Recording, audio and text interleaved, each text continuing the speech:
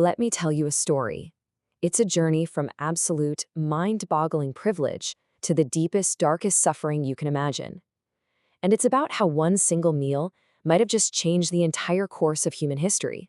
Yeah, we're talking about the Buddha's life-saving meal. Just think about that for a second. We always imagine enlightenment as this, flash of lightning, this purely mental, spiritual event. But what if the very first step toward ultimate wisdom wasn't some grand vision? What if it was biochemical? What if it all started with just getting enough to eat? Now, to really get why a meal could be that important, we have to go back to the beginning. We're starting with a prince who, and I mean this literally, had everything. His name was Siddhartha Gautama. You could think about his birth in today's terms. It's like Siddhartha was born with a max-level account in the game of life. As a prince, a prophecy was made right at his birth. He would grow up to be one of two things, either a world-conquering king or a fully enlightened sage. No in between. Well, his father really wanted the world conqueror option, so he built what the texts call a material barrier around his son. Siddhartha grew up in this perfect palace bubble, a world where he never saw a single wilted flower, never met a sick person, never saw any sign of aging or decay. It was a completely curated reality.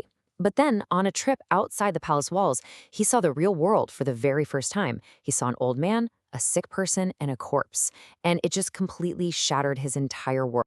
This shock, this existential crisis, was so deep that at age 29, he made an unbelievable choice. In a way, he decided to just delete the file on his entire princely life. He walked away from the palace, his wife, his newborn son, all of it, to go search for life's ultimate patch, a way to fix the fundamental bug of human suffering. And this is where things take a turn into this next incredibly brutal chapter of his life.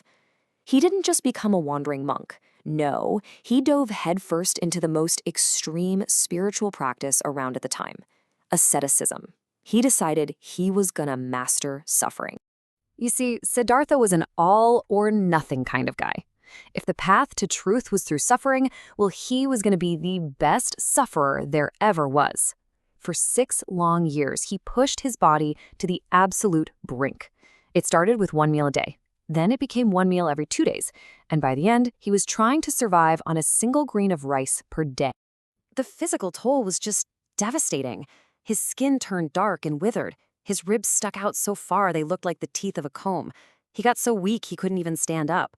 But the mental cost? That was even worse. He couldn't meditate, he couldn't think about deep truths, because his entire mind, his entire consciousness was just screaming one single thought: hungry. And if you want a picture of just how visceral this was, a quote from the text says it all. He said that when he reached to touch his stomach, his hand went right through and he grabbed his own spine. I mean, that's rock bottom. That's the absolute limit of physical existence. And right there, at that absolute extreme, something clicked. He had a huge breakthrough. He realized that torturing your body is not the path to freeing your mind. It's actually a dead end. You can't achieve some profound spiritual wisdom if your brain is literally starving for fuel. And that simple idea, that would become the core of his whole philosophy, the middle way. So he gave up the fasting. He decided to eat. And that decision, well, it leads us directly to the pivotal moment of this entire story, which you could really call the world's most important meal.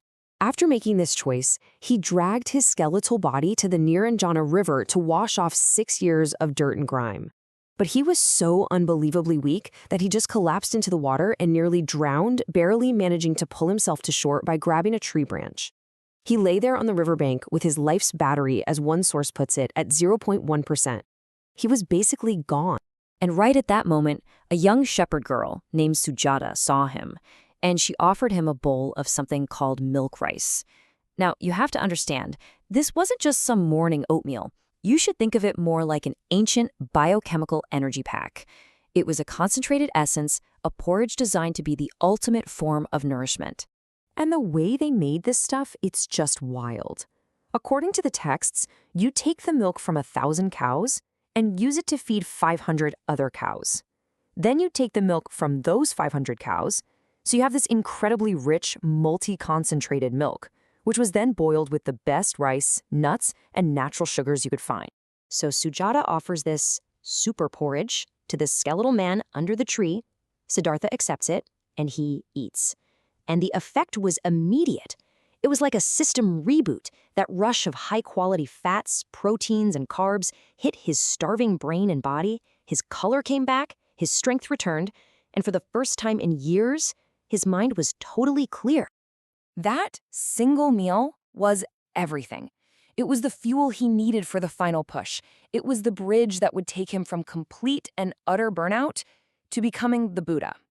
But his 5 friends, the other ascetics who'd been with him through all this, they saw him eating, and they were horrified. They felt completely betrayed. For them, taking food was a sign of weakness, a fall from grace. They basically accused him of giving up on their shared dream of finding enlightenment through suffering. And then, they just left. Siddhartha didn't try to stop them. He knew, deep down, he was on the right path now. So, with his body finally restored, and his mind sharp as a tack, he walked over to a nearby Bodhi tree, sat down, and began his final meditation. He was finally ready to face his inner demons. And of course, the demon Mara, who's really a symbol for his deepest fears and desires, launched a full-on assault. Mara tempted him with lust, sending visions of beautiful women. But with a clear mind, Siddhartha just saw them as skeletons. Mara attacked with violence, sending armies and weapons, but the arrows turned to flowers before they could reach him. And finally, Mara attacked him with doubt, questioning his right to even seek enlightenment. And Siddhartha just calmly touched the ground, calling the earth itself as his. With his mind no longer clouded by hunger, no longer distracted by fear, he just overcame every single obstacle. And as the morning star rose in the sky, he achieved complete and perfect enlightenment. The prince who had everything and then had nothing was gone.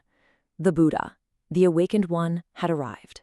So, okay, it's an incredible ancient story. But why does a 2,500-year-old tale about porridge matter to any of us today, living in our world of burnout, deadlines, and nonstop pressure? Well, for starters, the tradition of that very meal is still alive. Over the centuries, the Buddha's milk rice evolved into something called Laba Kanji, or treasure porridge, and it's still eaten today to commemorate his enlightenment. It's packed with all kinds of good stuff: grains, beans, nuts, fruits, a modern symbol of that same life-giving nourishment. But here's the real takeaway. The story gives us 3 powerful lessons for our own kind of modern-day asceticism. Our hustle culture, our burnout, our endless grind. First, reject struggle that doesn't work.